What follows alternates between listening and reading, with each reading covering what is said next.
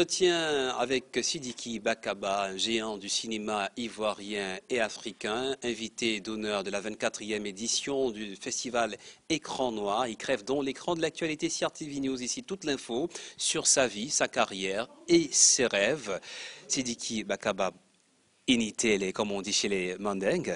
Inike, moi je te réponds. Merci d'accepter d'être notre invité sur notre antenne. Aujourd'hui, vous êtes l'invité du festival Écran Noir. Vous avez défié, vous avez bravé la peur du Covid et vous êtes arrivé au Cameroun. Avec quelle motivation? Ben, la motivation que c'est un devoir qui m'appelle ici. Oui. Et un amour qui est indélébile. Je suis venu dans cette ville avec un art, le théâtre, en 1969.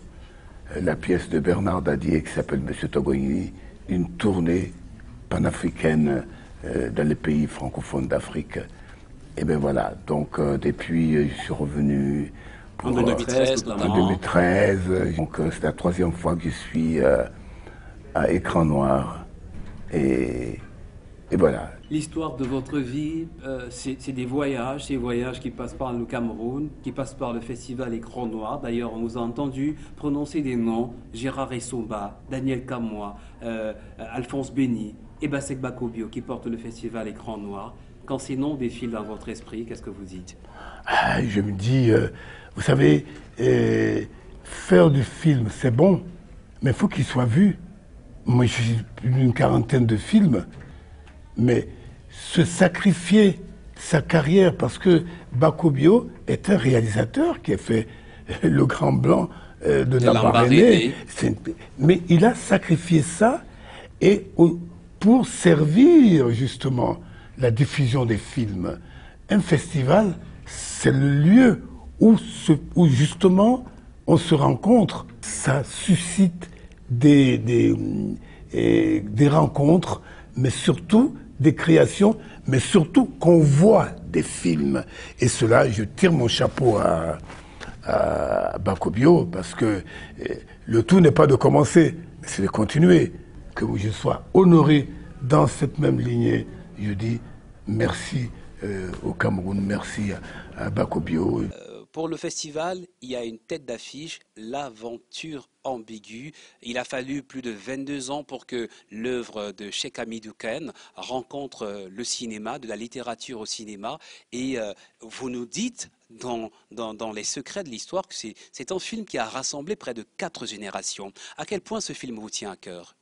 Ah oui, parce que, d'abord, le réalisateur qui est Jacques Champreux, qui m'a mis en scène dans Bako le Trop-Rive, c'est le film mythique pour un acteur.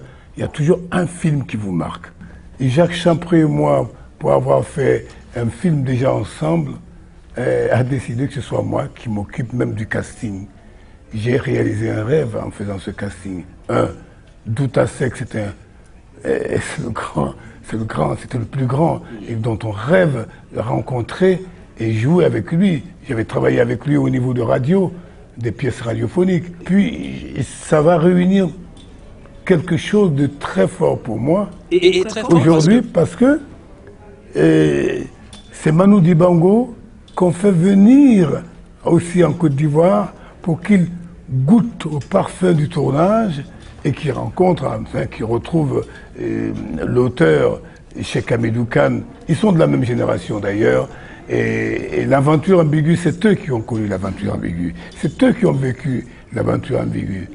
Et c'est eux, justement, qui à travers ce film, nous dit, voilà, l'écartèlement de l'Afrique entre plusieurs civilisations. Et ça tombe bien que vous en parlez, parce que dans mes notes de lecture, je lis le récit de l'aventure ambiguë, 1961, est une ressource inestimable des savoirs et des valeurs grâce à l'engagement de tout ce que vous venez de citer sur le front de la question de la transmission des savoirs entre les générations. Et c'est quelque chose qui vous tient à cœur. Oui, la transmission. Parce que, vous savez, il faut transmettre, il faut donner, et il faut recevoir. Parce qu'on dit chez nous les Soninké, celui qui ne sait pas recevoir ne saura jamais donner. Alors, la transmission me tient à cœur parce que j'ai reçu tout ce qu'on a, tout ce qu'on va apprendre, tout ce qu'on va trouver dans ce monde, on les trouve ici. Le savoir, il n'est pas à nous, il est même divin. Vous n'avez pas le droit de le garder. Ça ressemble à des mots, aux mots des vieux jours de Manu Dibango, à qui vous tenez tant à rendre hommage. Oui, je lui rends hommage, je suis très heureux alors d'être ici aujourd'hui pour ce festival. La première question, pourquoi, en dépit du Covid, je suis là? Mais oui, le Covid nous l'a arraché. Et je viens là où il est né. Et ce qui est formidable, c'est qu'aujourd'hui, on va voir l'aventure ambiguë dont il a fait la musique. Et puis, vous avez parlé du film Le Chiedo. Chiedo, eh ben, pour dire justement, donner un peu la dimension de Manu, qui est immense, c'est-à-dire que c'est pas l'Afrique, c'est pas le monde, ça va au-delà d'ailleurs. Si c'est vraiment un don divin, la création, l'art, Manu a atteint un sommet incroyable. Il a dirigé l'orchestre de la télévision ivoirienne. Et on sait ce qu'il a fait aux États-Unis.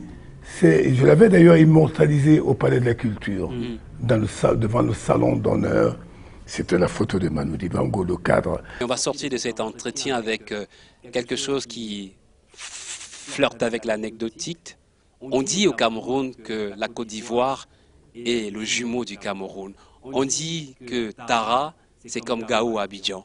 Quel est le commentaire que vous faites à propos? Ah oui. On est frères, on se ressemble physiquement et je crois que dans la tête, il y a beaucoup de choses aussi qui sont... Voilà, cette ténacité, cette ouverture, et c'est que l'hymne national de Côte d'Ivoire dit « pays de l'hospitalité ». Le Cameroun est un pays d'hospitalité aussi. Et à l'image de ce que nous sommes heureux de vous recevoir. Merci en tout cas, Sidiki Bakaba, d'avoir accepté d'être chez nous. Et comme on dit au Cameroun, on est ensemble. On est chez vous, on est chez moi. Nous sommes chez nous. Parce qu'on se ressent. Merci d'avoir suivi cet entretien sur CRTV News, l'écran de l'actualité. C'est toute l'info. Bonne journée.